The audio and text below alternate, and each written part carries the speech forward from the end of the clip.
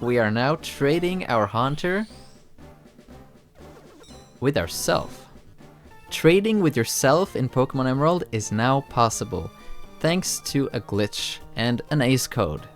Now if you don't know what that is, I have a setup for you in the description. There's a link. It will take a little bit of time to set up, and I recommend that you have beaten the game before you start doing so. But basically you need to get that dots egg, and once you have that you could start executing codes into the game. Once you can do that, you will have to make a stable ace like this one. This is the 0x410E stable ace. And once you have that, you're good to go. You can now trade with yourself, and yeah, trade with yourself in just 3 box names. This one, so you have box 1 here, box 2, and box 3. Now I'm going to show you on screen the site here. It is made from someone called It Is Final, Mettrich and Theocatic. And let's see, so this is the GitHub gist from It Is Final. He has posted the codes over here. So here's for English and Italian. You have these 3 box names. Then you have the French and Spanish and the German. I'm not so sure about the Japanese though. It doesn't seem to be in here. But if you're playing on a Japanese version and you're watching this video, check the pinned comment, and maybe I will update that eventually if there's any news about that. But for right now, it doesn't look like there is any Japanese version here. But you're gonna write these codes into your boxes. Alright, so the wallpapers doesn't matter. I've just put them like this from before, but you're gonna put those into box 1, 2, and 3. All the other boxes don't matter. As you can see, I've just put A in, like A's in all the other boxes, just to show you that it doesn't really matter. If you already have a code that you've done from another code, A's code, you don't have to reset the names of the boxes or anything. You can just leave them as they are. And once you have written this in, you're going to save the game. So you're going to save the game. Make sure you don't execute the code yet. You want to save before you execute the code. Make sure you do that always when you're executing codes. Because that way you can't really go wrong. Because if something happens, you can just reset the game and try again. Like change the code if it crashed to make sure it works. Because crashing means that the code is most likely wrong. Okay, so the next step is to put your Pokemon that you want to trade first in your party. So I put my Haunter here, and I'm going to speed up a little bit. We're now going to enter a battle. It can be a wild battle or a trainer battle or whatever, but I'm just gonna go in here and do a wild battle, and then you just run from the battle. And now you're gonna head back to the Pokemon Center. You can use Fly as well, it doesn't matter. And now the last step is, or next step is that you have to talk to either the PC or the nurse before you execute the code. You can just talk to her and then start pressing B to get out of it. And same with the PC, you would just go in here and then you just press B. So you don't have to do both, you can just do either one of those. And once you've done that, you go into your Pokemon and you just execute the code. And look at that. We are now trading our Haunter with ourself. And what are we getting in return, you may ask? Well, we're getting that Oddish that we saw earlier in the wild encounter. So we basically caught the Oddish without actually catching it. So you might be thinking, can I do that with a trainer Pokemon? And the answer is yes. I'm going to show you that at the end of the video, so stay tuned. But alright, so we got that Oddish, and you may wonder, well, what about my Gengar or my Alakazam? Well, you go back into your Pokemon and you're going to execute the code once more, like right after. It's very important that you don't exit the party window before you trade the second time, because that's going to cause corruptions in your save, and you'll see it very clearly if it does. So if you're wondering if you got any corruptions or anything, you'll see it very clearly when you open up the when you click start and you see your name and everything. It's gonna look weird. Alright, by the way, this glitchy background, don't worry about that either. It's supposed to look like that. And of course, because Haunter needs to trade to evolve, it is now going to evolve when you get it back. So here we go, Haunter becomes Gengar.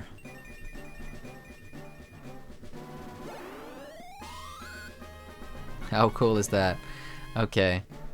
So if everything worked correctly, you should now be able to, yeah, like once you press start here and see your menu, if it looks weird and there's a bunch of like glitch letters here and stuff and your border changed, then you just soft reset and do it again, because you don't want that stuff. I'm gonna show you what happens if you like get that corruption later. It's gonna look very strange.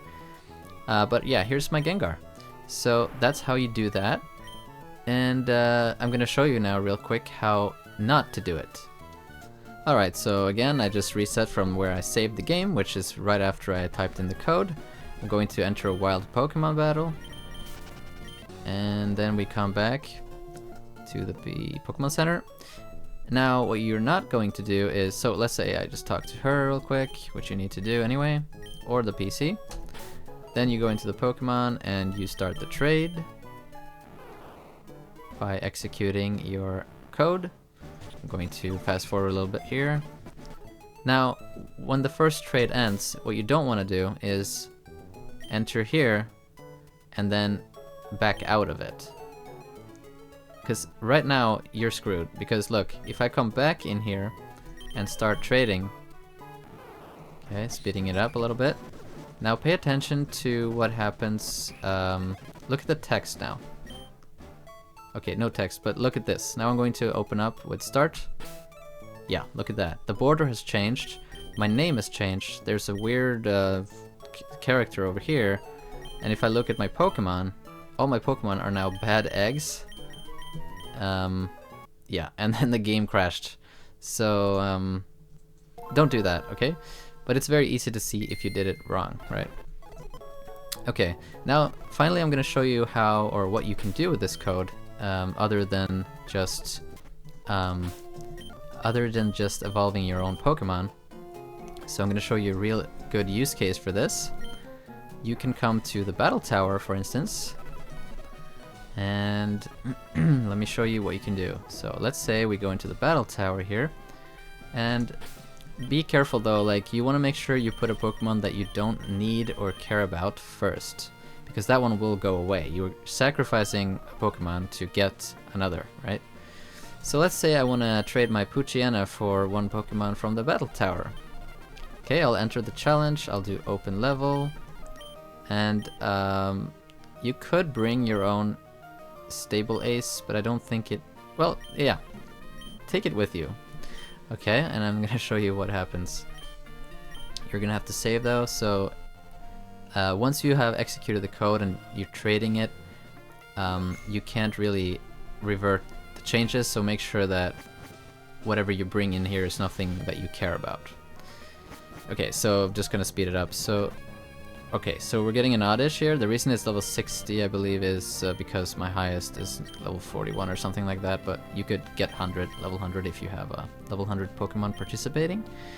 Now I'm simply going to go in here and view the summary, because the lady in the battle tower is acting like a nurse, essentially. Now this is gonna look very strange. You saw that the sprite of my Poochyena was actually a bunch of like types. Yeah. This is pretty crazy, but you're then going to get the Pokemon that they were using. At least it sounded like an oddish. The text, however, is a different story. I don't know if it worked right now because... oh. Yeah, no. So that didn't work, and I think the reason it didn't work was because we forgot about the meeting a wild Pokemon first. So let's do that real quick. Gonna go over here, meet a Pokemon, then run away. Okay. Then I come back to the Battle Frontier. And I... okay, talk to her. Open level. I'm gonna bring a level 100 this time, and the stable ace. Okay, it saves, goes in. Okay, so now it's a level 100 one. Then I'm going to just view the summary of my stable ace. And the trade starts. Yeah. Okay, now it says dots. Okay, that means it works, I think. It can be dots and on a few other names, but if it looks like weird glitch letters then like earlier, then it probably doesn't work. So now she's gonna be like, oh, thanks for participating, as if we just like won the battle. Or I don't know, maybe it was like retiring or something, I don't know. But then you can come in and look at that, we now have Delibird. And yeah, the sprites of your Pokemon might disappear. We're gonna fix that real quick though, it's super simple. And all the moves will be sketched though. But the stats, like the EVs and the IVs, will be exactly what they are. Yeah, exactly what they are. So you could essentially play all the way up to when you meet the rival, or not the rival, but the brains of the battle tower, and catch their legendary Pokemon this way. Or basically make them trade them to you. You're pretty much acting like Team Rocket here. But yeah, just enter a wild battle, and then the summary sprites will return to normal. See? And yeah, that's it. This is very nice because you could do a lot of... I don't know what is possible yet with this code. I'm thinking that it might be... You might even be able to steal your friend's Pokemon with this. Where you are battling them inside here, and then you can, like, after the battle, you can just trigger, if you have this ace code typed, and then you execute the code, you might be able to, you might even be able to get their first Pokemon. Yeah, but I hope you enjoyed this video. I'm not gonna... It's gone long enough already. But if you have any questions, make sure to check out the pinned comment. I'm always updating that if there's any new info. And you can come hang out in my Discord channel as always. We have a lot of good resources for Ace over there, and a lot of people that knows a lot about Ace and programming and everything. So really helpful. So I'll see you in the next one.